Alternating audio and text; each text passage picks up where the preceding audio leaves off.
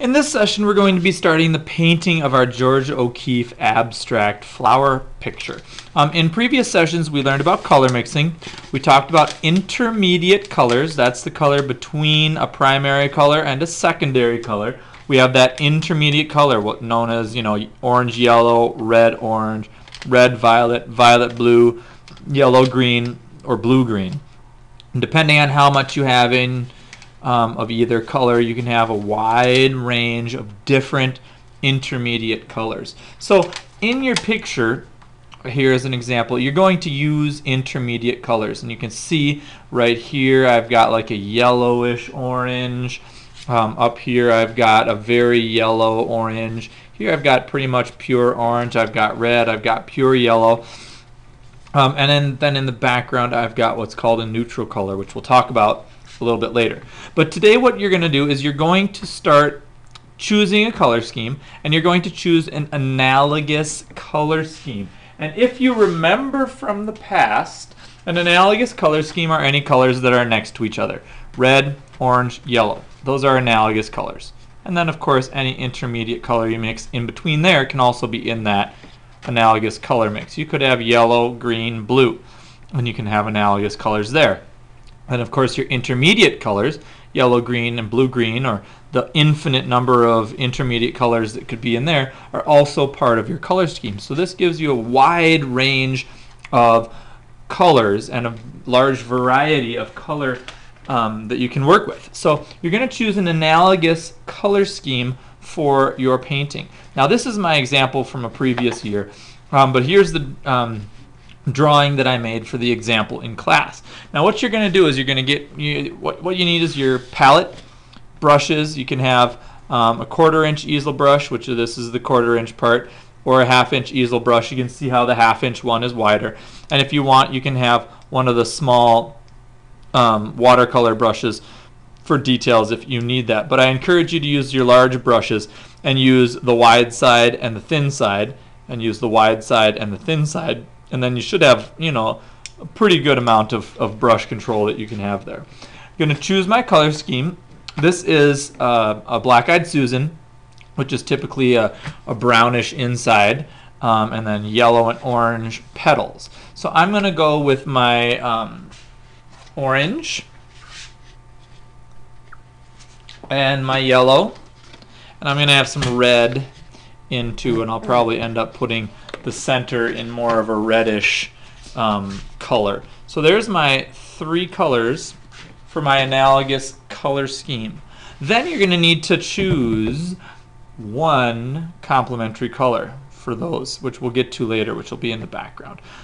Somewhere along the line you might also want to use white and or black to make tints or shades depending on your color, which we'll get to in a minute. So with this you're going to start painting. Okay, try to keep your painting, maybe not exactly realistic, but what you do want is you want it to be abstract. Okay, we talked about Georgia O'Keeffe and her abstract pictures and how you want to make your pictures abstract. And that's whenever you simplify or exaggerate something. So we kind of simplified and exaggerated already by zooming in and cropping out the extra petals and the stem, so it's more of an abstract picture already. But now we want to just go in and even enhance that with our paint. We're using tempera paint, so you should have thick, rich paint. It shouldn't be thin and watery and transparent like when we do watercolors. So make sure that you've got thick paint. Another thing we're going to work on is edges, how to control your edges. You're going to do mixing on your palette, and we're also going to do mixing on the paper, just as we've learned already this year with watercolors. So I'm going to start with my weakest color. Okay, I'm going to take my yellow, and I'm going to paint the yellow into, or rather onto, my picture. Okay, notice I'm using the 1/2-inch easel brush because I want to fill the space quickly. I want to, fill it in nicely and evenly. So I'm just using pure yellow. Okay, it is quite thin at this moment because I want it to be thin so that I can go back over it with another color. Right now I'm just taking the yellow off my palette and filling in that petal. So there you go. You can see that petal filled in. I'm going to do the same with my other one. I'm going to do the other one right up here. Okay, that's just pure yellow. Okay, and notice how I'm pulling my brush with good brush control. Okay, pulling my brush so it's got nice brush control. So we've just used pure color. Now you mix it on your palette. I'm going to take my yellow and I'm going to mix some orange into it. So we have like a yellowish orange. So right now I'm mixing my intermediate color. Right? Mixing that intermediate color, I'm going to paint it in my other petals here, just so we kind of have a base color from which to work. So I've got my yellow orange and I'm painting that in. I'm going to fill that space in all the way. Okay, and this is going to give us, again, a base color to work with. We're going to add more color on top. As we've learned previously in watercolor painting, there's mixing your paint on your palette and there's mixing paint on your paper. Now usually when we talk about mixing the paint on your paper, we have called it a wet on wet watercolor wash. Now when you're using paint that's not watercolors, okay, in this case tempera, in other cases oil paints or acrylic paints, you can use that same wet on wet skill, but it's no longer called a wash because that's only for watercolor, and it's called blending. Okay, and what that blending means is you're taking one color, and while the other color is still wet, you're blending it and painting it on top. So if I do that real quick, if I show you what that might look like, we can take some orange and I can work it into the surface of this yellow. And as I move and kind of run out of that orange paint, it's going to get to be a nice smooth transition. So you can kind of see from here orange moving over into that yellow.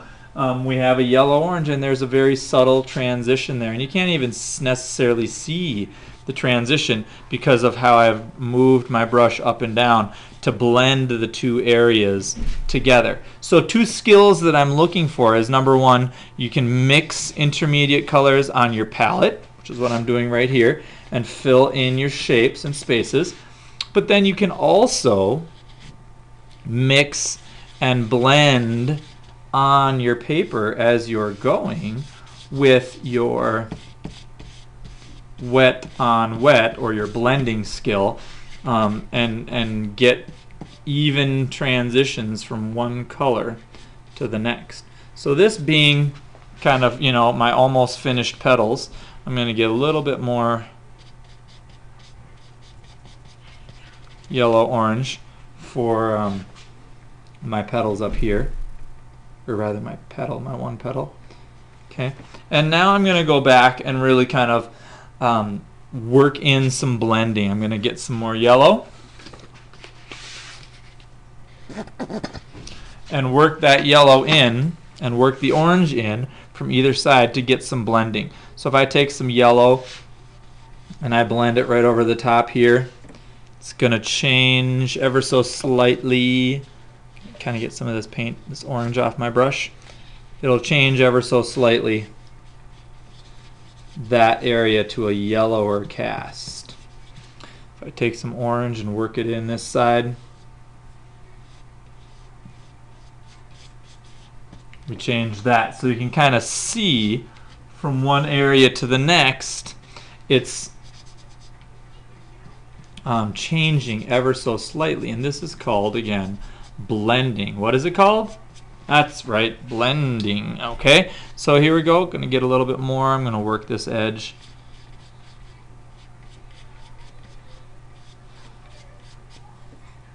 And work this edge. And blend the paint. Can get some yellow and add it on this side and blend the paint. Okay, at this point I've kind of built up paint on each of my petals. It's thick, it's rich.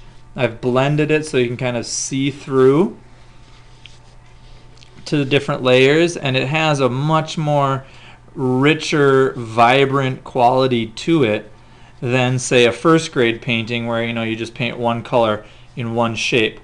And as soon as you start this blending and this back and forth of color mixing, it's going to really take on a more artistic, really an artistic view here. It's going to be going to have a different kind of luminescent quality than say just your average first grade picture of someone who takes red paint and puts red paint in a shape, or takes green paint and puts green paint in a shape. Okay, and it'll make your artwork more artistic. It'll make it have a better quality of paint handling and color control. Okay, so there being my petals finished, I'm going to move on up to here, and I'm going to get like a really reddish center. I'm going to start with my red and paint that in, and I'm going to blend different colors together. Now this top area is usually brownish, so I'm going to take a little teeny bit of brown. I don't want it to be brown, I want it to be red, but I don't want it to be red red. I want it to be brown red.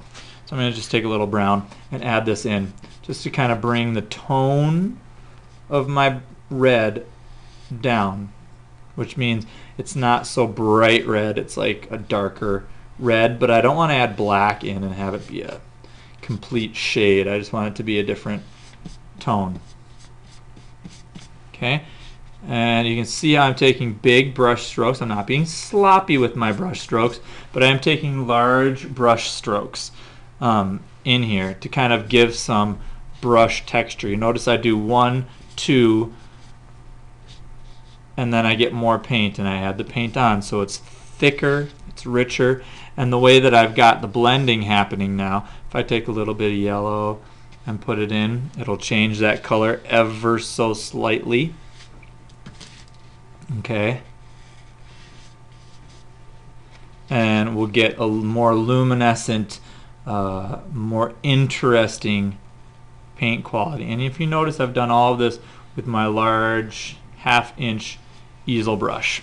Okay, I'm going to take now a little bit more red, add it in, and notice now I'm kind of putting layers one on top of the other. I'm going to grab some yellow and just add some yellow right here on the side, so I'm overlapping the yellow and I'm doing that wet on wet blending.